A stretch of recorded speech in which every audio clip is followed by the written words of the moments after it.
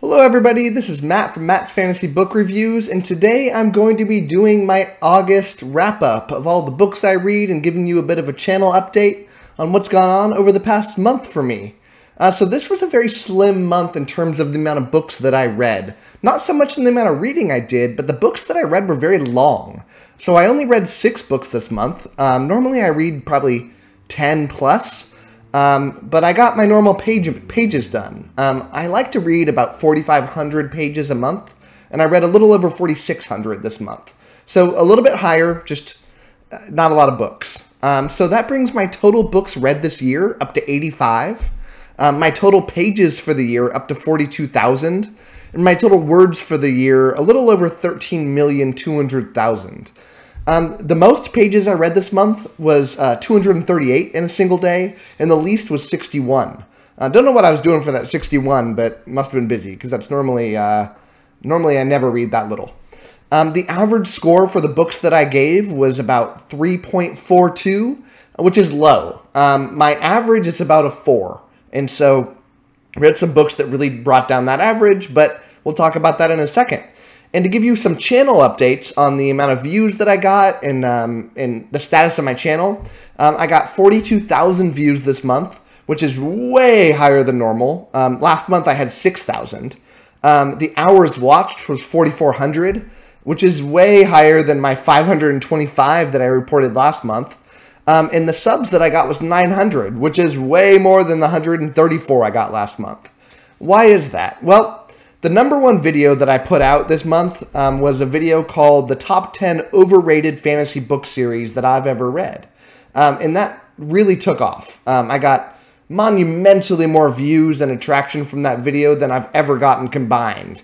I got 18,500 views on that, and that is rapidly climbing. That video has not slowed down, and it's created tremendous growth for my channel, which has been pretty cool. The number 2 video I put out was a tier list of 200 plus fantasy books that I've read, and that got 4,300 views.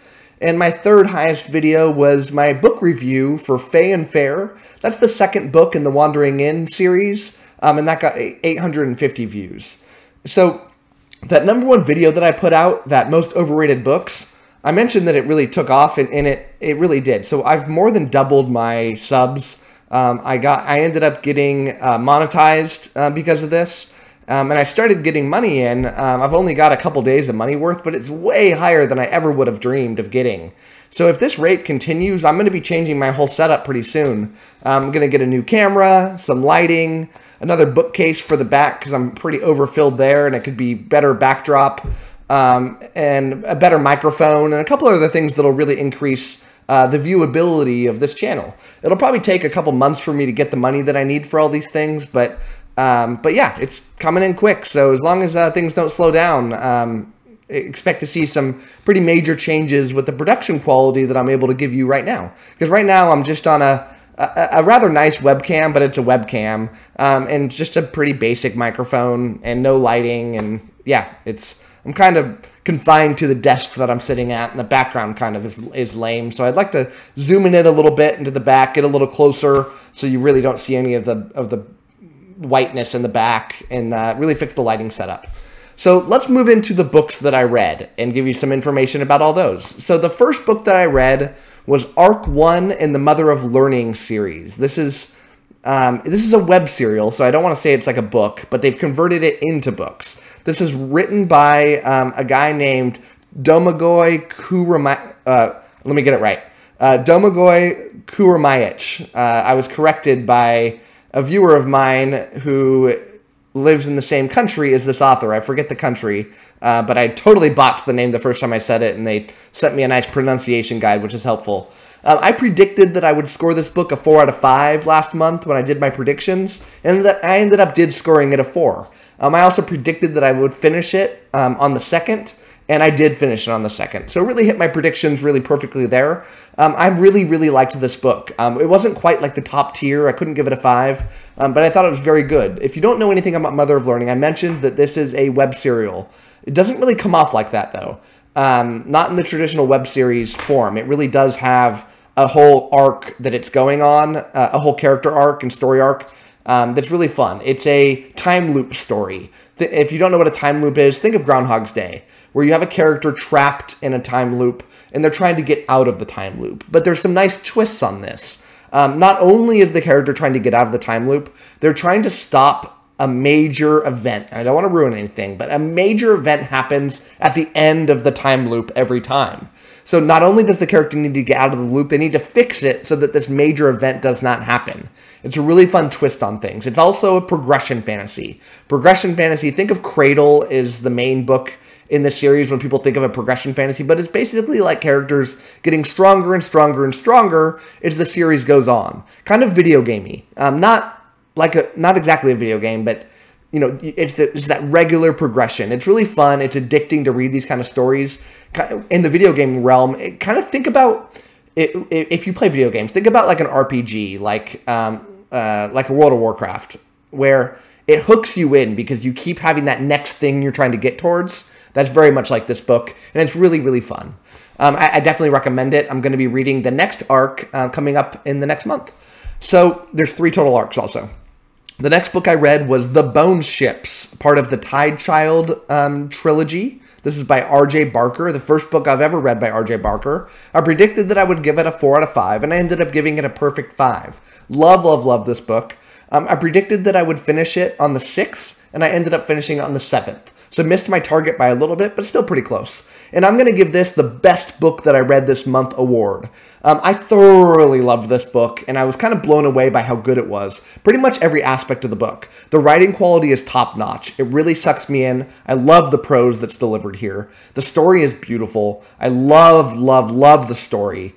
I find the characters to be delightful. I love the magic system involving these ships that are made out of dead dragons. It's really fun. There's like this huge monster hunt storyline that goes on. Some fun twists. Love the writing. I love the seafaring fantasy vibe that it gives. The only book that I've ever read that really blended the fantasy and seafaring before was in the realm of the Elderlings, the Life Ship Traders trilogy, which I loved. I gave every one of those books a 5 out of 5. And I didn't think that I'd ever read something that was quite that good. You know, I've heard from people when I said that I loved that, I was looking for other books that fit that mold. And people mentioned this book to me, but I was not prepared by how good this was, and I cannot wait to read the second book in this trilogy.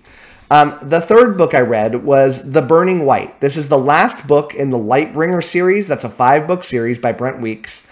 I predicted that I would score this book a 1.5 out of 5. I had no hope for this book being good. In fact, I don't think I've ever looked forward to a book less than I did this one. And I ended up giving it a 4 out of 5, which is great. This absolutely gets my most surprisingly pleasant book that I read. Huge shocker. I predicted that I would finish it on the 13th, and I actually got it a day before, finished it on the 12th. So let me talk about this book a little bit. It is well known in the fantasy community, and this is the poster child for a series that ends horrifically. Everyone will claim that this last book is the worst of the bunch, and that the books steadily got worse after they hit a crescendo on the 3rd book. People said the 4th book is bad, and the 5th book is a train wreck. Normally, I agree with these people that when people say a book's bad, I'm usually on the same page. I don't agree.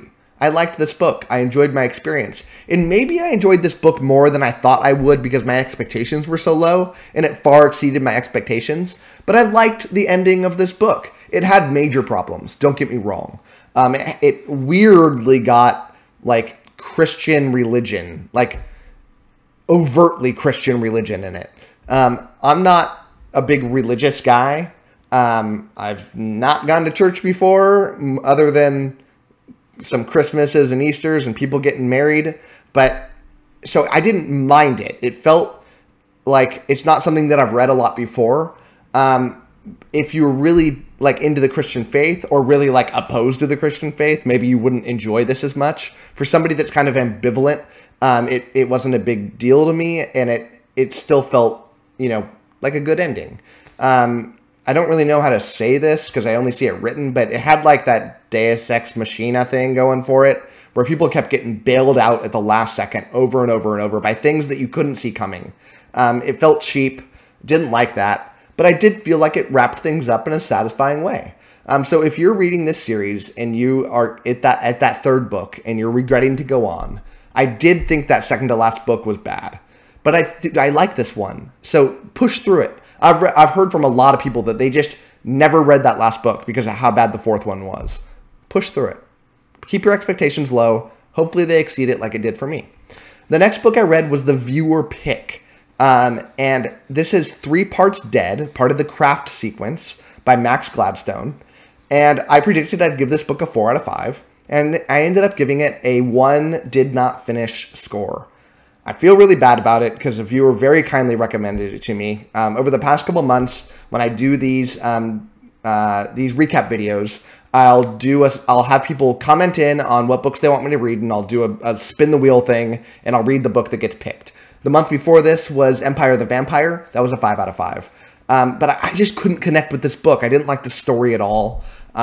It was the story that hurt it. The characters were okay. The writing style was okay. But the story was weak to me. It didn't grab me at all. I say the writing style is not bad. Like, the way that the sentences were structured was good. But I thought that there's these huge info dumps that happened, which was very off-putting. You know, that's something that belongs back in a style that is decades and decades old. I like the slow trickle. I like to discover the world on my own. And just getting, bombarded with info was not like a fun way to get me invested in this world. And it's kind of a forgettable story. I predicted that I would finish this book on the 18th. I finished it on the 17th. So a day early. And the 17th was, like 13 days ago? And I'm already forgetting what happened in this book. So it just didn't grab me, didn't enjoy it, and I'm not going to continue on with the series, obviously. But again, I feel bad because somebody recommended it to me, and no offense to them, I'm sure a ton of people love it. I'm sure more people love it than disliked it. Just didn't work for me. Then the next book I read was Fae and Fare. This is the second book in the Wandering In series. I mentioned this before as a video that got a lot of views. This is by Pirate Abba. Pirate Abba is a unknown who this person is writer. And I love this series. This is the second time I've now given the books a 5 out of 5. I predicted it would be a 5 out of 5, and it matched my prediction perfectly. I predicted that I would finish this book on the 22nd, and I did finish it on the 22nd. So nailed my predictions, both on the score and the date I would finish it. I am just falling so deeply in love with The Wandering In. It's crazy. I don't think I should. It doesn't feel like it would normally be up my alley for many reasons. But it just ticks all the right boxes for me. And it's just addicting. I don't think the writing quality is like the best thing I've ever read. There's certainly major faults with it. But it grabs me. It hooks me. And I literally can't stop reading. I stayed up way past normally when I would go to bed to keep on grinding through this book. I was just like obsessed over it. If you're not familiar with what this is, it is some people get transported to a fantasy world. Think like Dungeons and Dragons-y world, but coming from Earth. And they have to deal with the reality that they're now living in this world, and that it has like a leveling up class system. So when the main character in the first several pages of the first book gets transported to this world, and they find this abandoned inn. So they move in, become an innkeeper, and start doing some tasks. And the first night they go to bed, they get this notification that you've leveled up your innkeeper class, and now have the innkeeper class. And they get some like special powers that go along with it, and it's just so fun. Its series is huge. It's the longest book series that's ever been written. It continues to be written at an incredibly fast pace. It would put Stephen King to shame on how fast this series is getting put out. They put out 2 extremely long chapters a week for free. You can read this entire series for free on the internet. I read them on Kindle because I like to transport around my book. And it gives a little money to the author to keep on, keeping on. But, man, it's so good. The world building's incredible. I love this world that's been crafted. I can't stop thinking about it. I cannot wait to read the next book in the series. I just can't stop thinking about it. And that's the sign of a good book. And the last book that I read this month was The Burning God. This is the last in the Poppy War trilogy by R.F. Kuang. I predicted that I would give this book a 2 out of 5 stars, and I gave it a 1. I hated it. I did predict that I'd finish it on the 30th, and I did finish it on the 30th. I'm gotten my predictions down pretty close. I read a pretty consistent amount each day and each week and each month, so I got these things pretty nailed down. And I just released my video for it yesterday, and I just don't like it. It did so many things wrong for me. I get why I don't want to say that, actually. I don't really get what people like out of it. I respect that people like it. I wish that I was in that group of people that liked it. I love to read books that I like. I hate to read books that I don't. And this just didn't work for me. I thought the major problems with this book, to really quickly summarize them, is the main character is so unlikable, and it's from a single POV. So I had to continue to read from this one person's perspective, a person that I did not enjoy reading about. And that's unfortunate.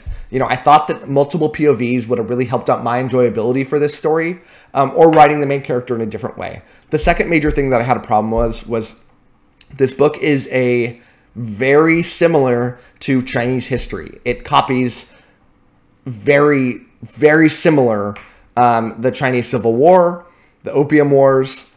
It is like ripped off. Not ripped off because I think they're trying to do it, but it just comes off unoriginal. And I would have felt like it would have been better if they just wrote a different take on the real story that happened instead of throwing in these fantasy elements, or just go full fantasy and write like a Black Company style book where you're talking about, talking about war and the tragedy that comes of war, but are able to do it in a purely fantastical setting, with an original story. So just didn't work for me. And I'm sad that I didn't enjoy it like the other people did.